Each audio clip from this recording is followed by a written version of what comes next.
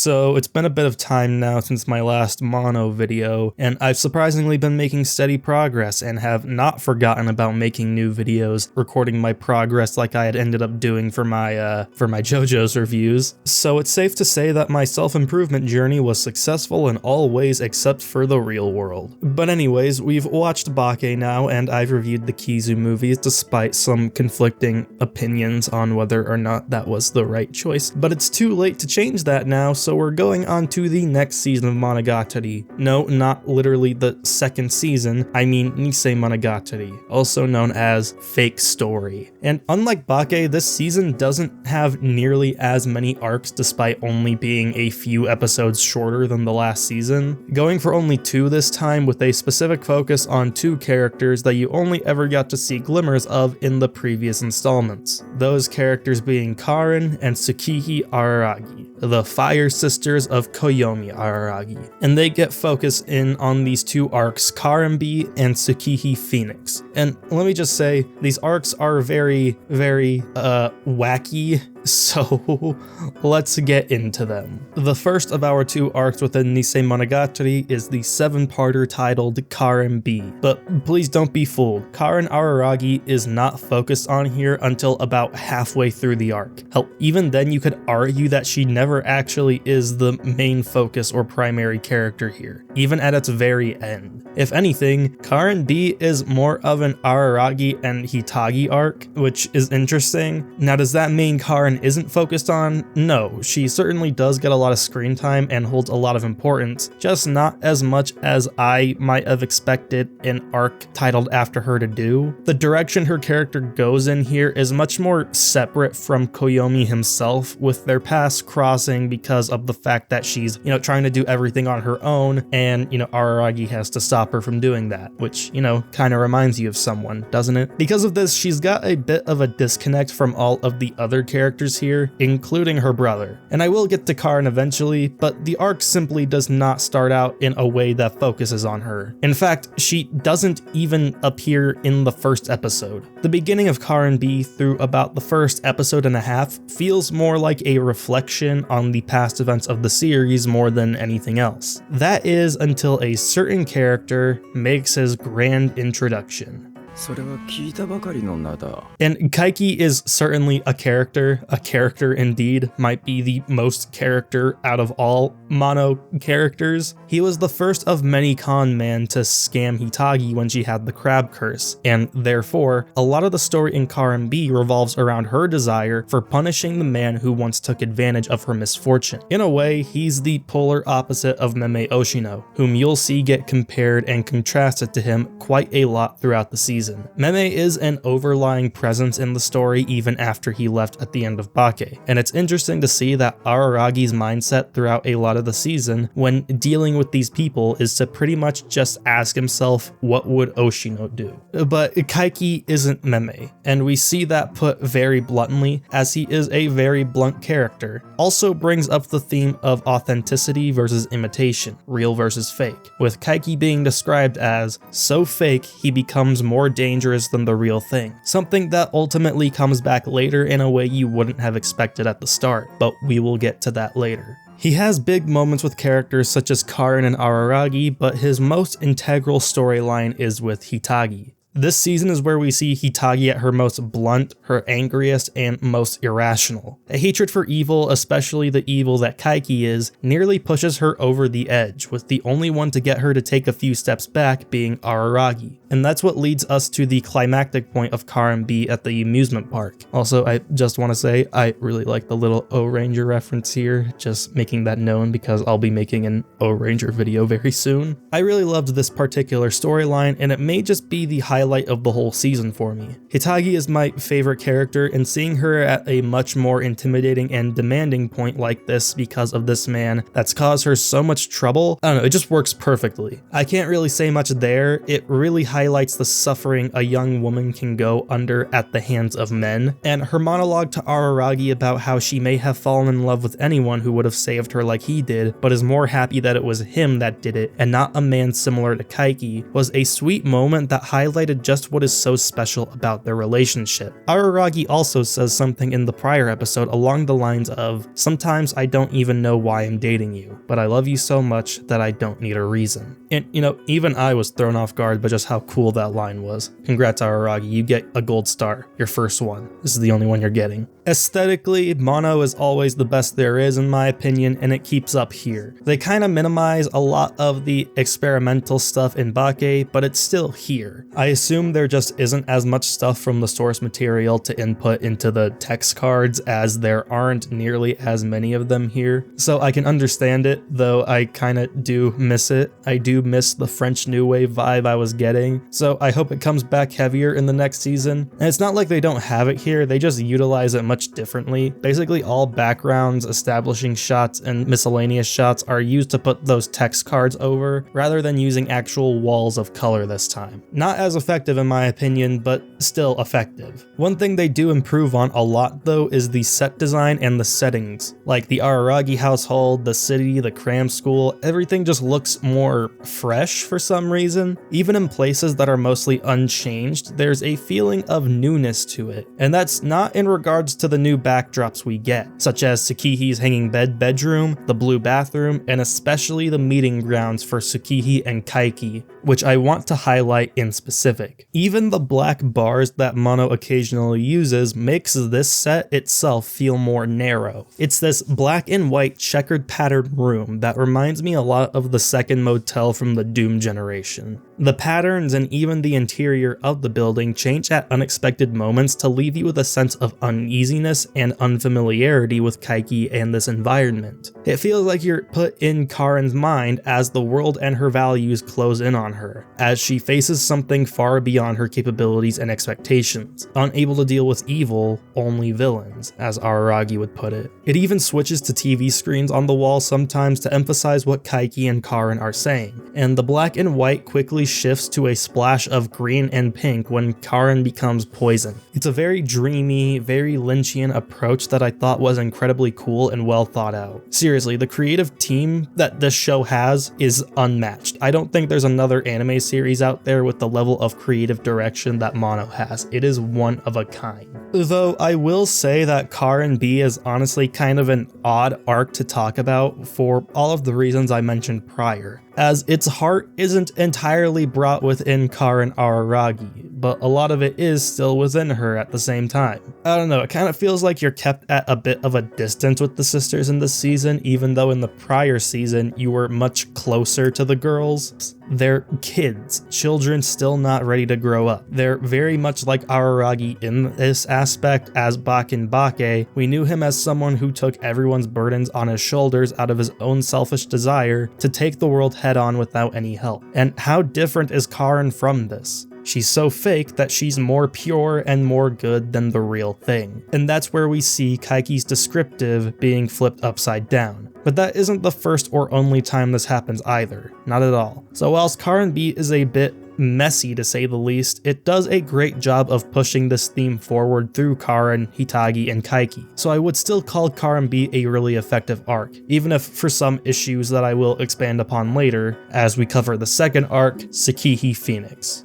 I'm not talking about the toothbrush episode. You guys are not getting me to talk about it, okay? I'm not doing it. I'm not doing it. Go somewhere else, all right? I already sat through the whole thing. I don't owe y'all any discussion about it, man. I know some of y'all want me to talk about the more like sexual aspects of the series a bit more, but what do you want me to say about this? What the fuck do you want me to say about this episode, all right? What the hell am I supposed to say? What the hell am I supposed to say? So very similarly to how Karen B starts out, Tsukihi Phoenix doesn't actually begin revolving around Tsukihi. In fact, the first two episodes mainly involve, get this, Karen. Yep, Karen and her brother committing very degenerate acts that I'm not getting into because I am not discussing it, alright? Fuck out of here. And this is the part where I talk about my main issue with the season, which isn't the, weird shit, but more so the disconnect and unevenness that this season made me feel while watching it. You can kind of tell at a point, which could have been the very beginning of the season, that they just start looking for whatever excuse they they can think of to drag out the episodes until they got to a mark high enough to call it a full season. I'm not sure how long Nise is in the light novels or whatnot, but you can tell that in many cases they just start to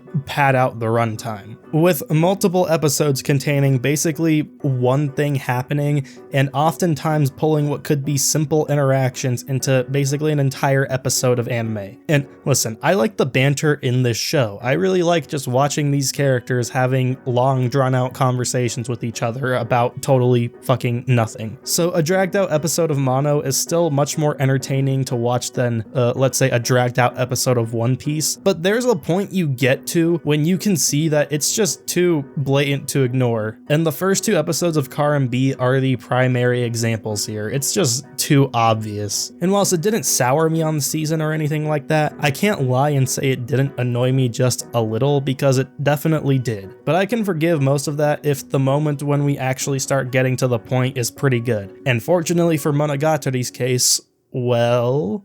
Unlimited rule book. 僕は決め顔でそう言った。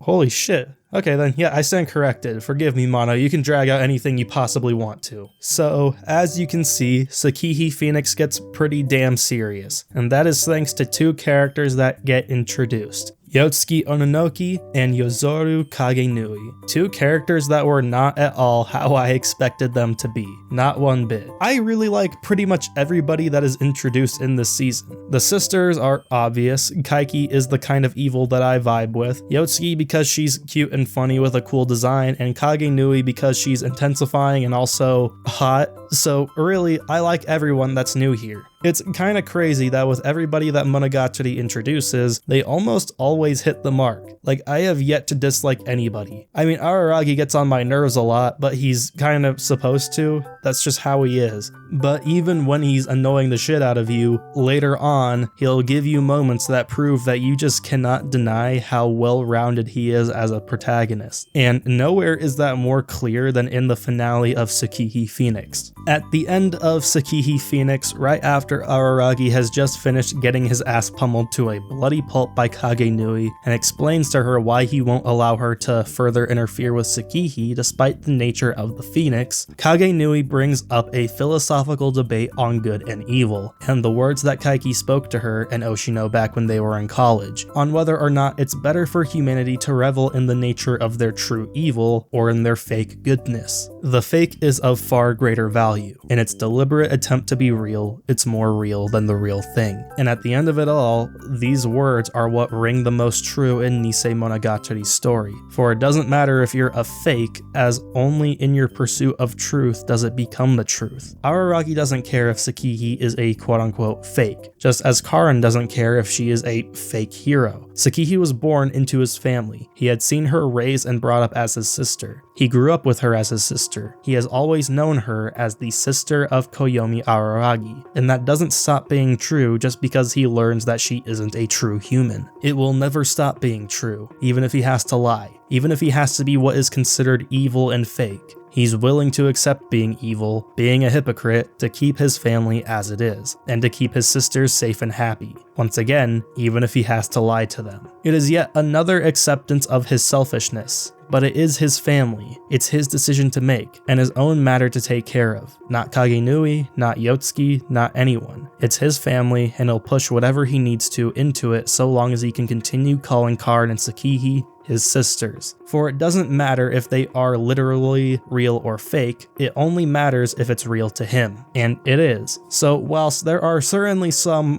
questionable antics that Araragi does in this show, and believe me when I say that questionable is underselling it, and I do wish I could have gotten a bit more out of Tsukihi and Karin in terms of screen time and just interaction, because I did feel like I was kept at a distance from them in comparison to characters like Hitagi, Kambaru, Tsubasa, etc., the familial bond showcased is still very special and unique. Could it have gone without me having to put myself through some very eye-gouging out scenes?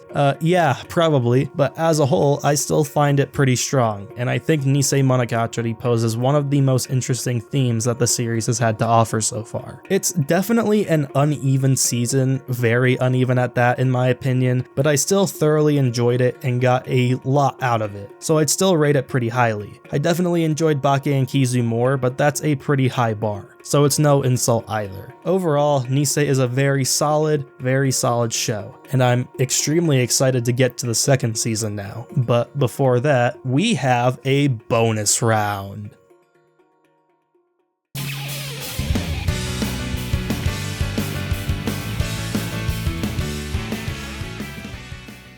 Alright, let's get this out of the way quick since this is the last thing in season 1 for me to cover before we move on to the second season. I don't have that much to say about Nekomonogatari Black, hence why it's being discussed in this video rather than getting its own, because it would be maybe like 4 minutes at most. So Neko Black goes back in time to pre-Bakemonogatari to the story of how the Sawari Neko first infested Hanekawa's body during the spring break after Kizu Monogatari. This little mini arc delves a lot into love and desire and whether or not they coincide with one another, whether or not you blend negative emotions like frustration and desire with tender ones like love and more intimate ones like lust. From the moment we begin, you can see that Araragi is practically infatuated with Hanekawa, but he doesn't necessarily call it love because, well, as we see further on in the arc, he doesn't really understand love, and the feelings he has for her outgrow love itself. It outgrows the word. He's willing to give his life for her, to dedicate everything inside of him to her even if it kills him. And it sure as hell almost does kill him if not for Shinobu's intervention. It's a unique but underrepresented way to characterize a character's feeling for someone. To be so in love, so obsessed, so indebted to somebody that you cannot bring yourself to say it to them. To the point where you'd rather love from a distance rather than outwardly express it. An unrequited yet mutual feeling. You could call it cowardice on Araragi's end, but you also can't say you don't understand him either for not feeling as if he could ever give Hanekawa the life she deserves, and wanting to instead move on and fall in love again now that he has a better understanding of what love even is. It's once again an act of self-interest, but once again, not one you can't understand. Hanekawa becomes fully rounded here in a way I didn't expect. Like, I wasn't anticipating that she had been conscious the entire time she had been the Sawari Neko. Throughout the entire time this apparition had held onto her body, she was fully aware of it, yet still went and did the things she did because it's the one and only time in her life she received a reason to throw out the mask of purity she had been wearing her whole life. To have to act so good and righteous and virtuous that it turns you hollow and brings others to resent you. Hanekawa is as good as she appears, but she is also doing everything in her power to keep herself that way, because the hand she has received for what she does is not mutual, and yet she continues to mask it all because of her heavy desire to be good, to be normal, to do the things that any good person should and would do, even if that is constantly eating away at her spirit. Hanekawa is one of the most interesting characters in all of Mono, and this little arc sets that in stone for me as her being one of my favorites, because I am so utterly fascinated with her psyche and where she's going to end up by the end of the series. A character so fragile yet so sincere. But yeah, that's basically all I have to say for Neko Black. It was really nice to see Oshino back. It doesn't really feel as if he's really been gone for so long with how the timeline shifts around with this watch order. So I'm happy about that. I always like seeing him because he's one of my favorites. And him confirming that he's Araragi's best friend was also very, very sweet. I really liked that scene just for that one line. That was very cute. So yeah, that's really all I have for Neko Black and Nisemonogatari as a whole. So next up, we finally have Monogatari's second season, which will be coming very soon in my review. I am still thoroughly enjoying my journey with Monogatari, and I'm very excited for what these next few seasons have for me because I have heard nothing but amazing things, and I'm expecting nothing but amazing things. I am still very surprised with how well I am enjoying this franchise, considering just how out there it is. But then again, out there is kind of my thing, not everything that Monogatari does is something that I'm in love with, but I am still like overall really loving the franchise, and I'm excited to continue it. So with that being said, that's all I have for you guys today. Leave a like down below, subscribe if you're new, and comment down below your favorite arc in Monogatari, and I will see you all next time. Have a wonderful, wonderful day.